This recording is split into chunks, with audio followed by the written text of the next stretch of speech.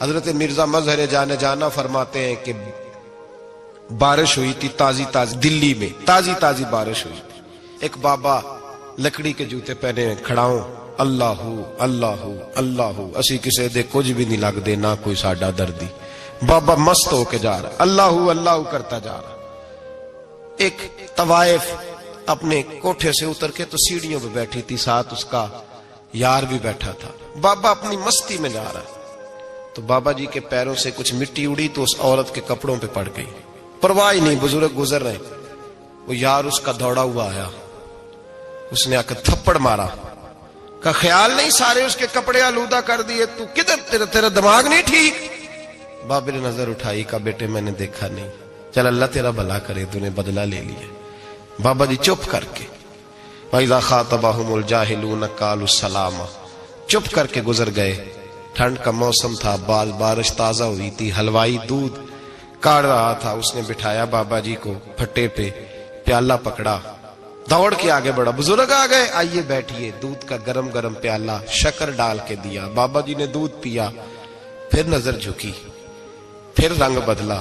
کہنے لگے مالک تو کتنا بے نیاز ہے، کہیں تھپڑ مرواتا ہے، کہیں دودھ پلاتا ہے. تیری بے نیازی ہے نا، ادھر تھپڑ مروایا، یہاں دودھ پلایا، تو ہی جانتا ہے تیرے رنگ کیا ہے. ابھی بابا وہیں بیٹھا تھا، دوڑے آئے پیچھے سے لوگ، شور ہوا. بابے کو دبوچ کے وہاں لے گئے جہاں اس نوجوان نے تھپڑ مارا تھا. کہا تو اللہ کا بندہ ہے، اللہ کے بندے بد دعا تو نہیں دیتے. ہوا کیا؟ کہا تو نے بد دعا دی ہے؟ کہا نہیں دی، بات بتاؤ. کہنے لگے اس نے تجھے تھپڑ مارا، چھت پہ چڑھا ہے، پیر پھسلا ہے، گردن کے بل گرا، منکا ٹوٹ گیا، مر گیا ہے، تو نے بد دعا دی ہے. بابا جی کہنے لگے یار میں نے تو دوسرا لفظ بھی نہیں کہا، بھلا ہو کہہ کے گزرا ہوں، میں نے نہیں بد دعا دی. کہا تو نے دی ہے تبھی تو مر گیا. کہا نہیں دی. کہا بابا تو بزرگ آدمی ہے، سچ بول. تو بابا جی کہنے لگے سچ سنو. پھر میں آ رہا تھا، میرے پیروں سے مٹی اڑی، اس کے یار کے کپڑوں پہ پڑی، اسے برا لگا، اس نے مجھے مارا.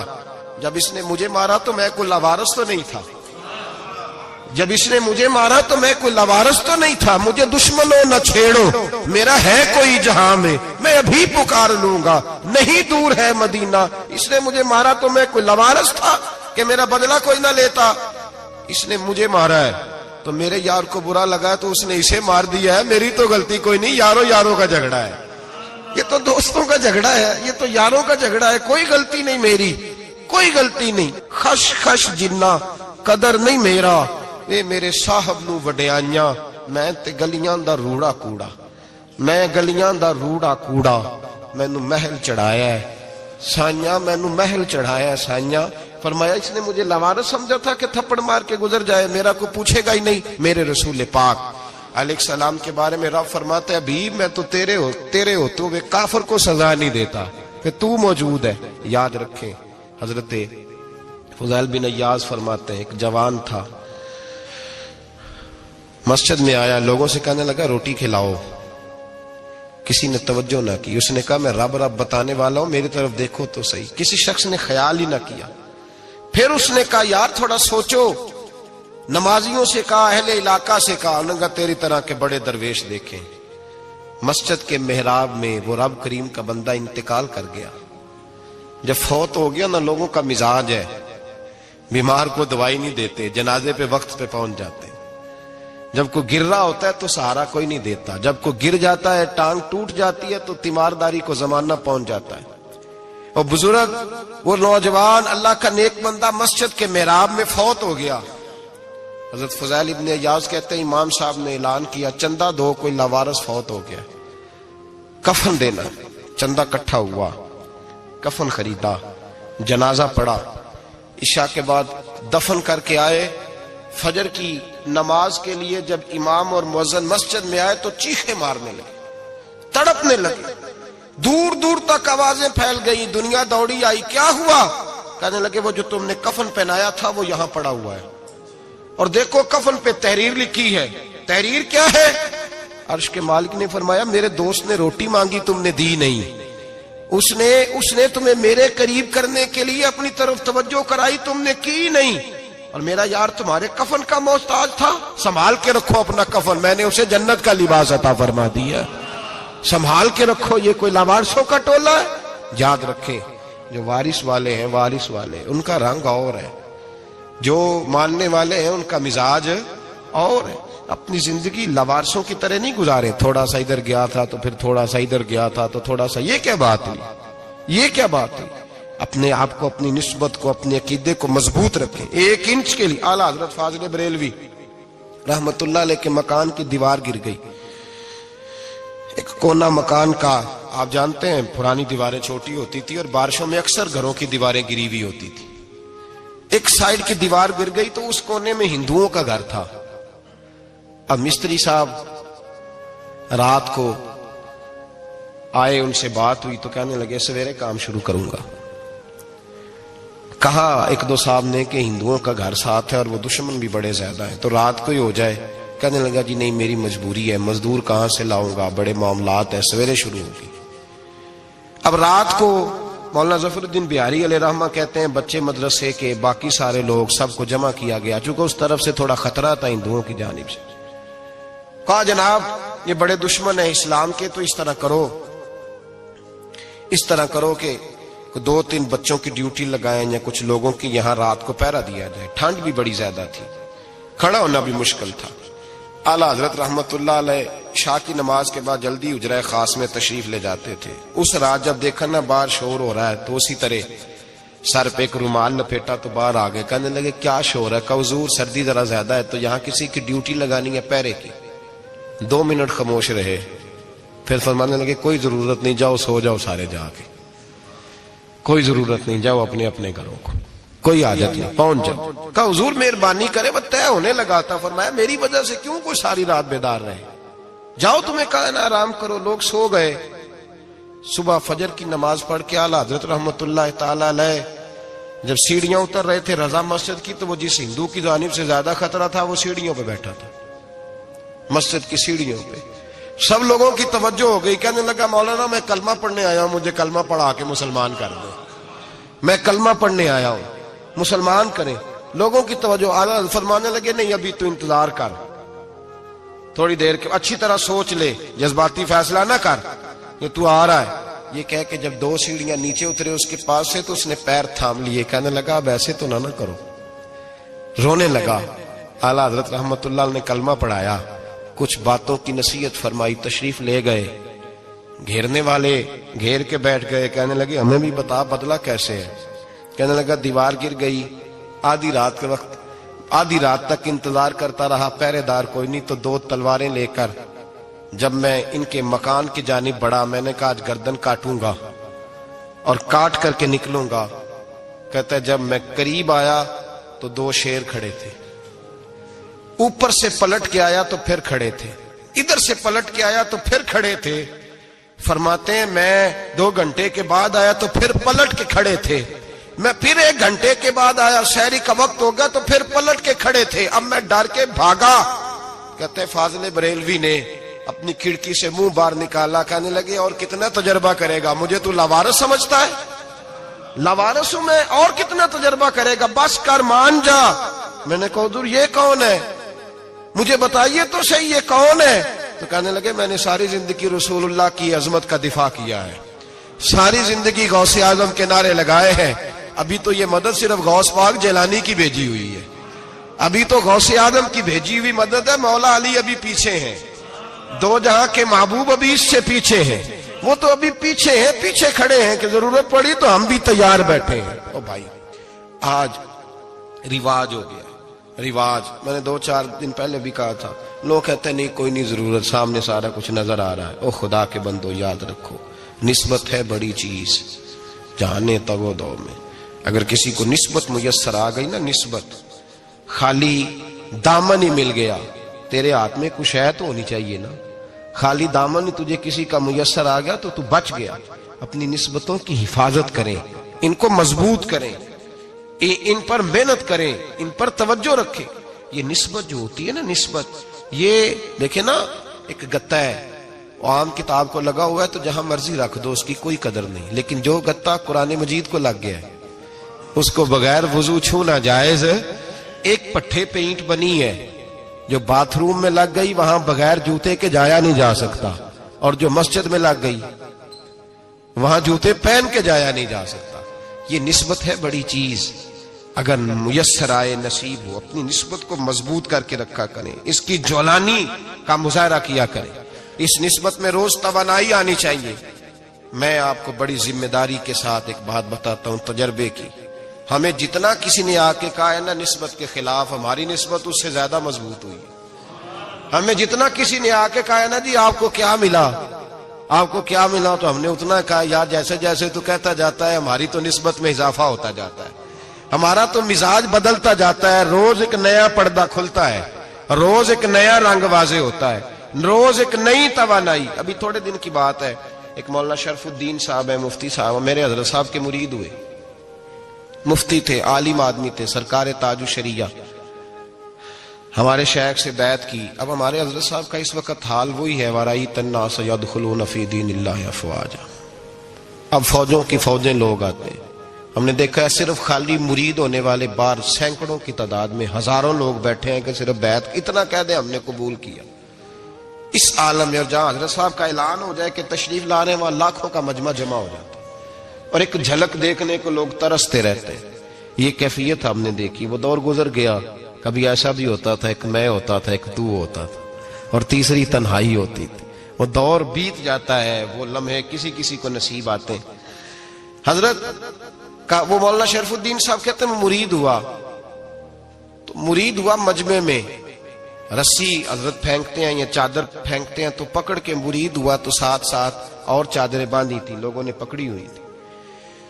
ایک مولانا, میں جب بیعت ہو کے آیا ان کو بتایا تو مجھے کہنے لگے یار تو ایسی جگہ مرید ہو گیا جو تیری بات بھی نہ سن سکیں, جن کو تو دکھڑا بھی نہ سنا سکے, جو مصروف ہی بڑے رہتے ہیں, کہاں مرید ہو گیا؟ تو ایسے پیر کا بیعت ہوتا جہاں تو جاتا وہ تیرے پاس آتے, گفتگو ہوتی, بات چیت ہوتی. کہتے جب انہوں نے مجھے بہت زیادہ قائل کیا نا, بہت زیادہ, تو میں نے ارادہ کر لیا. میں نے کہا بات ٹھیک ہے, بیعت کہیں اور ہونا چاہیے تھا. کہتے میں عشاء کے بعد سویا تو حضرت صاحب مجھے خواب میں ملے, خواب میں, اور فرمانے لگے مولانا جب آپ مرید ہوئے تھے تو آپ اس جانب بیٹھے تھے, اس کونے میں آپ تھے, اتنے لوگ آپ سے پہلے تھے, اس حال میں آپ مرید ہوئے تھے, اور جہاں تک بات چیت کرنے کی بات ہے تو آپ نے جو دل میں سوچا تھا وہ میں نے آ کے آپ کو بتا دیا ہے. پھر بھی بڑی ضرورت ہو تو میرے صاحبزادے کا نمبر لے لیں اور فون کر لیا کریں, بات ہو جایا کرے گی. کہتے ہیں یہ ابھی بات ہو ہی رہی تھی کہ میرے دروازے پہ دستک ہوئی تو میری آنکھ کھل گئی. میری آنکھ کھلی تو میں پریشان ہوں کہ نمبر تو ملا نہیں. ایک انجینئر صاحب میرے محلے میں رہتے تھے, فرماتے ہیں وہ شام کو میرے پاس آئے اور کہنے لگے مولانا سنا ہے آپ حضرت مفتی اختر رضا صاحب سے مرید ہو گئے. میں نے کہا ہاں. تو کہنے لگے میں ان کے مدرسے میں کام کر کے آئے ہوں, میرے پاس ان کے بیٹے کا نمبر ہے, چاہیے آپ کو؟ نمبر ہے چاہیے. کہتے ہیں نمبر مجھے وہ شام کو گھر آ کے دے گئے. اب جب میں آستانہ نور پہ بریلی شریف ملنے کے لیے حاضر ہوا تو میرے دل میں خیال آیا, جب میں اندر گیا نا تو میرے دل میں خیال آیا حضور خواب جو آئی تھی اتنی بھی جلدی کیا ہے, ذرا ٹھہر جائیے, آپ ملے جو تھے تو صاحب نمبر بھی دے ہی جاتے. میرے دل میں خیال آیا تو السلام علیکم کے بعد حضرت کہنے لگے مولانا مجھے تو جلدی کوئی نہیں تھی, آپ کے دروازے پہ دستک ہو گئی تھی, مجھے تو کوئی جلدی نہیں تھی, آپ کا دروازہ بجنے لگا تھا, مجھے تو جلدی کوئی نہیں تھی لوٹنے کی. ہر مشکل دی کنجی یارو ہاتھ مرداں دے آئی, اور مرد نظر کرے جس ویلے مشکل رہے نہ کائی. بس لوگوں یہ یاد رکھو اور اس پہ عمل کرو, اپنی نسبتوں کو مضبوط کریں. ہمارا تو جیسے دن کا اجالا چمکتا ہے نا, چمکتا ہے دل کا اجالا, جیسے نیا دن چڑھتا ہے ہمارے لیے تو ایک نئی روشنی لے کے آتا ہے. اپنے آپ کو بیدار رکھیں. سورج اگر باہر پورا نکل آئے نا تو جو آدمی آنکھیں زور سے بند کر لے اسے کوئی شے نظر نہیں آتی. پورا سورج نکلا ہوا بھی ہو, سورج اسے نظر آئے گا جس کی اپنی آنکھیں بھی کھلی ہوں گی. تو آنکھیں نہیں کھول رہے, تو آنکھیں نہیں کھول رہے, آنکھیں, یہ شکوہ آنکھیں نہ کھولنے کا ہے, آنکھیں نہیں کھول رہے تو سورج کیسے نظر آئے گا. بات ذرا سخت ہے پر چلو آپ میرے عزیز ہیں, کر جاتا ہوں. ملا رومی رحمت اللہ تعالی علیہ فرماتے مجھ سے ایک شخص نے کہا کہ نبی پاک صلی اللہ تعالی علیہ وسلم اگر سراجم منیرہ ہے تو نظر کیوں نہیں آتے؟ تو میں نے کہا الو اگر آنکھیں بند کر لے تو اسے کوئی شے نظر نہیں آتی. آنکھیں بند کر لے تو اسے کوئی شے نظر, تو آنکھیں تو کھولنا, آنکھیں کھول. یہاں میں اپنے کمرے میں یوں پردہ آگے کر کے لائٹ بند کر کے باہر شور مچاؤں, سورج کوئی نہیں, سورج کوئی نہیں, تو مجھے کوئی بندہ کہے گا پاگل, اس طرح کر, باہر نکل, ادھر آ تجھے دکھاؤں سورج ہے کہ نہیں، تیری تو اپنی آنکھیں بند ہے۔ اقبال کہتے ہیں دل بینا بھی کر خدا سے طلب، آنکھ کا نور دل کا نور نہیں، اندر کی آنکھیں کھول، اندر اتنا اندھیرا ہے تو باہر کیسے نظر آئے گا؟ تو لوگ آنکھ ہی نہیں کھولتے، دائیں بائیں دیکھتے رہتے ہیں۔ نسبت کو مضبوط کریں۔ رب تو فرماتا ہے حبیب تو موجود ہے تو میں کافر کو بھی عذاب نہیں دیتا۔ اب یہاں خالص نسبت کا بیان ہے، خالص، یہ نہیں فرمایا کہ حبیب ان کے عمل اچھے ہیں تو میں عذاب نہیں دیتا، یہ نہیں فرمایا کہ حبیب یہاں خانہ کعبہ ہے تو میں عذاب نہیں دیتا، نسبت کی بات فرمائی، نسبت کی۔ یہ نہیں فرمایا کہ حبیب یہاں روز طواف ہوتا ہے تو عذاب نہیں دیتا، یہاں تلاوت ہوتی ہے تو فرمایا حبیب تو ہے اس لیے میں انہیں عذاب۔ مدینے میں کبھی زلزلہ نہیں آیا، پتہ ہے آپ کو؟ اس لیے نہیں آیا کہ وہاں میرے مصطفیٰ کا گنبد خضرا ہے۔ کوئی فصل وہ بیجتے نہیں، کوئی فصل بوتے نہیں، وہ کوئی فصل بھی، لیکن دنیا کی ہر شے آپ کو مدینے میں ملتی ہے۔ جو سب سے اچھا پھل کھانا چاہے اسے مدینے میں جا کے ملتا ہے، اس لیے کہ وہاں گنبد خضرا کی ہریالی موجود ہے۔ دنیا کی ہر نعمت ملتی ہے اس لیے کہ گنبد خضرا جو موجود ہے۔ تو بھائی یہ نسبتوں کی بات ہے، نسبتوں کی۔ پرانی امتوں میں جب کوئی گناہ کرتا تھا تو دروازے پہ لکھا ہوتا تھا سویرے، میرے حبیب نے دعا فرمائی مولا یہ میرے ہیں انہیں رسوا نہ کرنا، اے اللہ میرے ہیں انہیں رسوا نہ کرنا۔ تو میرے بھائی سن لو اور یاد رکھ لو، لاکھوں پاپ بھی لوگ کر کے آئیں، سویرے منہ دھو کے نکل آئیں تو عرش کا مالک رسوا نہیں کرتا، بلکہ کہتا ہے تو میرے دامن میں چھپ جا، اندر جا کے جہاں گناہ کیا ہے وہاں جا کے دل سے سچی توبہ کر لے، میں قیامت میں بھی کسی کو نہیں بتاؤں گا کہ تو نے گناہ کیا ہے۔ تو برکت کس کی ہے؟ رسول پاک کی۔ یہ برکت کس کی ہے؟ حبیب دو عالم کی صلی اللہ۔ غلامی کا رشتہ مضبوط کریں، غلامی کا وارث والے بنے، لوارث نہ بنے۔ لوارثوں جیسی زندگی نہ گزارے، جہاں مرضی چلے گئے، جہاں مرضی چھٹیاں کار ہے، جتنے مرضی ٹائم بتائے، جو مرضی طبیعت میں آیا کرتے پھرے، پتہ ہی کوئی نہیں، حال ہی کوئی نہیں، یہ کوئی کیفیت نہیں ہے کوئی بھی۔ مجھے ایک صاحب کہنے لگے کہ ایک پیر بھائی پوچھ رہا تھا حضرت صاحب کا حال کیا ہے، میں نے آج کے بعد اس نے تجھ سے پوچھا تو بالکل نہ بتانا۔ وہ کیسا بیٹا ہے، وہ کیسا بیٹا ہے جو پڑوسیوں سے دائیں بائیں لوگوں سے حال پوچھتا ہے، اسے پتہ ہی نہیں، اسے خبر ہی نہیں، اسے تو لمحے لمحے کی خبر ہونی چاہیے، اسے تو منٹ منٹ کا پتہ ہونا چاہیے تھا۔ وہ اس نے کس طرح کی نسبت رکھی ہوئی ہے جس کو ہم سایوں سے پوچھنے پڑتا ہے ذرا پتہ کر کے بتانا حال کیا ہے۔ تو کدھر تھا بھائی، اتنی دیر ہو گئی، تو نے حال بھی کسی اور سے پتہ کرانا ہے؟ میں نے کہا اس کو کہنا آج کے بعد حال پوچھنا ہوا تو خط لکھے، میں بھی جواب لکھ دوں گا، بات ختم ہو گئی۔ جب دور دور جو رہنا ہے تو ٹھیک ہے، پھر اس طرح نہ تو خدا ہے نہ میرا عشق فرشتوں جیسا، دونوں انسان ہیں تو پھر کیوں اتنے حجابوں میں ملے؟ اور اس نے کہا تھا اب کہ ہم بچھڑے تو شاید کبھی خوابوں میں ملے، جیسے سوکھے ہوئے پھول کتابوں میں ملے۔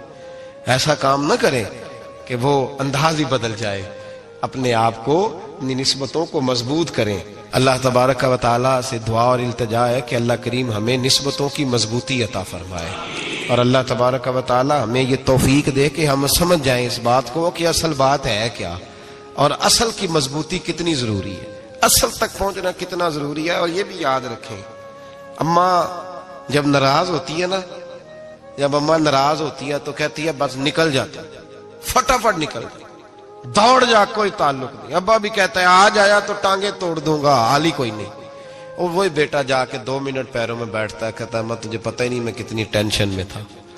تو وہی اماں باہر نکل کے پہلے بڑھ کے مار رہی ہوتی ہے حد کر دوں گی، پھر وہی اماں کہتی ہے بڑا پریشان ہے بیچارہ۔ یہ کیفیت ہے، اپنے آپ کو صحیح کریں، اپنی نسبتوں کو مضبوط کریں، احکامات پہ عمل کریں، محبوب کی غلامی تگڑی کریں۔ یہ جو سستیاں ہیں، کوتاہیاں، ان کو دور کریں۔ زندگی کا لطف آتا ہی تب ہے جب آپ پورے طور پر اپنے آپ کو چاق و چوبند کرتے ہیں۔ اگر تھوڑا کر لیا، تھوڑا چھوڑ دیا، 1 پڑھ لی، 3 رہ گئیں، 3 پڑھ لی، 2 رہ گئیں، یہ لطف نہیں ہے، یہ ذائقہ نہیں ہے۔ اپنے آپ کو مضبوط کریں اور پورا مضبوط کریں، پوری اپنے اندر جو ہے وہ